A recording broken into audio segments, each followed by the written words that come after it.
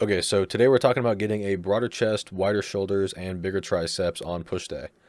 We're going to go over how to lay out your weeks, how to lay out your sessions, how to design your rep ranges, your sets, your rep ranges, pick out movements, including making an infinite number of pressing variations. And then by the end of it, you'll have a completely written push day that you can either slot into your program or slot into your upper day and take to the gym right now. So first things first, we need to know what movements train the chest, shoulders, and triceps. For the chest, you need a press and a fly. For the shoulders, you do vertical pressing or lateral raises or upright rows. And then for the triceps, really any elbow extension will work. Obviously, you train them with the close grip bench, but then anything with any equipment where your elbow starts like this and ends like this, you're going to be training your triceps. Real quick, if you want to lay out your program alongside me, make sure you go to the link in the description and get access to my free program design tool. Okay, so now how do we go about laying out all this within a week? We normally hit these muscles twice a week. A lot of people will do shoulders on a third day just because you almost always can. Some more lateral raises or upright rows. And then, but like I said, we normally hit the presses in total body, upper days or push days, and the chest and triceps normally get done twice a week. Now, how do we lay out our movements within an individual push day? So first, if you have a dedicated push day, like we're talking about doing here, you're going to have like normally two chest movements, 1 to 2 chest movements, 1 to 2 delt movements, and 1 to 2 tricep movements. These are going to be normally ordered by priority and then fatigue. So if you're indifferent and you have no priorities, the larger muscle group is probably going to get more fatigued first. So you're probably going to do your chest first. And then if you're doing overhead pressing for your shoulders, you'll probably hit shoulders next and then triceps. But if you're just doing isolations for shoulders and triceps, you'll probably do the triceps first. And then obviously if you're prioritizing one of those muscle groups like the triceps, you'll hit those first. Now, if you have all the time in the world, you can do 1 to 2 movements, normally 2 of each muscle group, and end up with a session that's 5 or 6 movements long with all the sets you need. And that's the maximalist approach that you can do on a push day. There's also a minimalist approach where you do like 3 movements for whatever amount of sets, and you'll cover almost all your bases in terms of push training, and you can get in and out of the gym in 30 minutes, or you can just slot it into half of your upper day, and I'll show you how to do all that in just a second. Okay, so now we have an idea of how our days are going to be laid out within our weeks, and then our movements are going to be laid out within our session. We can talk about choosing our actual movements. We'll go over a quick movement selection guide, and then I'll show you how we can do those maximalist or minimalist approaches to push day. The 3 movement patterns we're mainly looking at here are your horizontal and vertical presses, your compound movements, and then your isolations, your single joint movements. For presses, any piece of equipment will work great for somebody. You just need to figure out which one works best for you. You can take the barbell, dumbbell, the machine, cables, your body weight if you're just doing push-ups in your house or something like that. And then you're going to select first your grip width. This is, by the way, how you create an infinite number of presses, different presses. Choose your grip width. The wider the grip, the more isolated your chest is going to be. The closer your grip is, the more tricep you're going to get involved because, like I said, they're going to have to extend more, which is what your triceps do.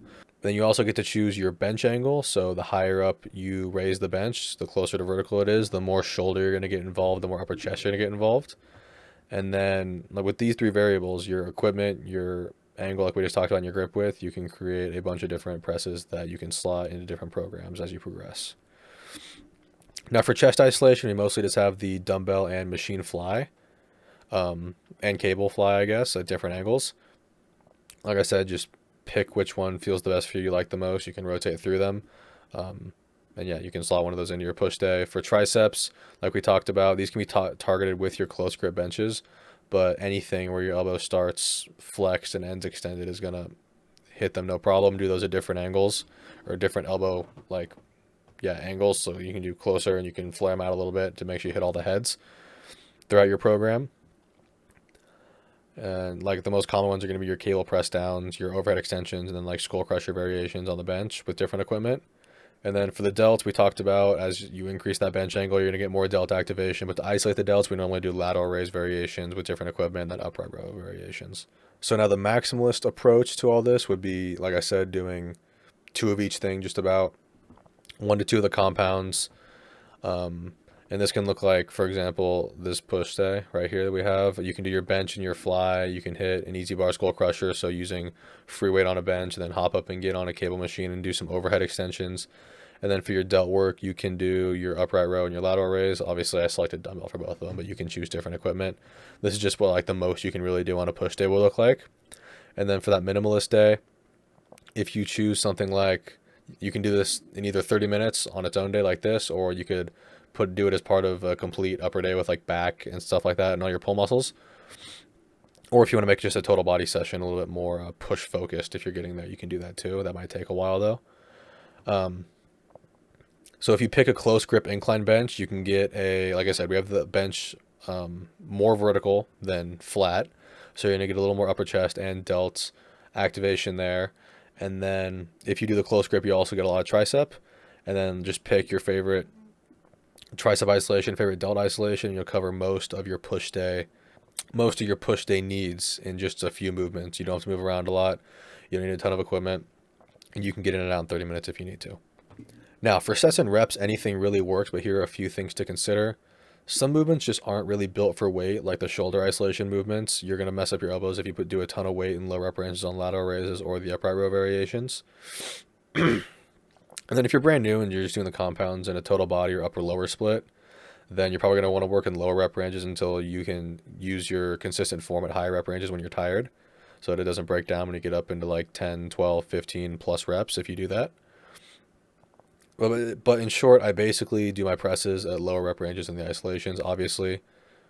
Or not at lower rep. Yeah, that's what I meant to say. Presses at lower rep ranges, higher weight than the isolations, obviously. And then for the sets, you can start at 2 or 3 for everything, unless you obviously like know what you can handle and what you need to grow. But and the way I progress the sets of the program is basically like this. So, say on this first day we do 4 sets of close grip incline bench, and if you look in the top right corner here, you can see we'll rest between day 2 and 3. This will be push as part of an upper day, lower, and then push pull legs, 5-day split, whatever. You start with 4 sets. You don't hit chest day 2. You rest day 3. You come back to chest on day 4 of the week, and you're totally fresh and fine. Like your chest recovered on day 2. You can probably add it 1 set here while still progressing in weight or reps, whatever, and still be fine for day 3. But that's basically how I auto regulate it. Same thing for this back half too. If I start with 3 and 3, and then I rest day 4, day 5, I'm off day 6, and then I come back to the first push day the next week, and I'm not sore at all, I can probably add a set to my primary movement, maybe my secondary movement too. But yeah, like I said, just add sets if you're not sore. If you're recovered by your next session, you can probably add a set while still progressing and be okay. But if you don't get tired at all on this first day, like you don't even get sore, don't go adding like 4 sets, because you're also gonna, one, that's just a huge jump, but also you're gonna add weight and reps, so there's gonna be other things that are gonna make you more fatigued than just the set increase. Okay, and then just like that, you have a beautifully written push day or light push day. You can put in half of your upper day. Like I said, click the link in the description down below to get access to my free program design tool so you can lay all this out for yourself. And then check out this video next, and hopefully it'll help you get more bigger.